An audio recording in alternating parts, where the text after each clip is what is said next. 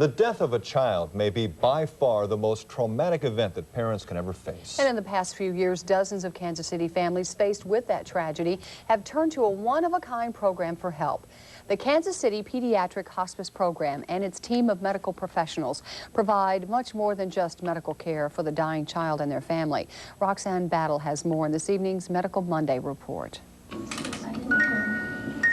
there one more?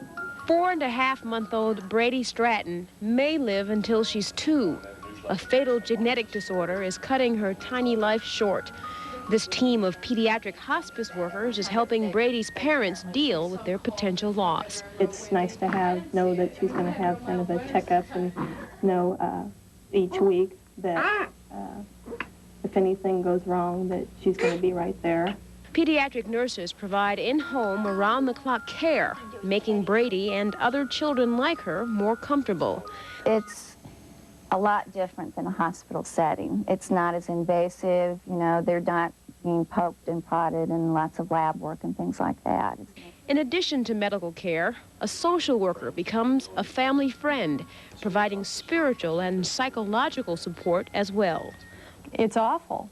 And to give them permission to say, this is awful, this hurts a lot, and that there's a place that it's okay and they don't have to worry about how is everybody else going to do with that. You go through all the traumatic experience at the hospital, and then you go home and you're on your own. So it's a real reference and a nice thing to fall back on. Kansas City Hospice offers the only pediatric hospice program in the city. Fundraisers and donations make the program possible. Parents don't get a bill. They do get support and strength and the courage to know that though one day they will lose their child, they will survive. Roxanne Battle, WDAF4 News.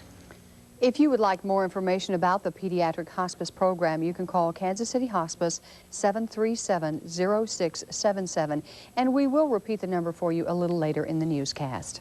The Supreme Court decided today that it will hear a case regarding the dangers of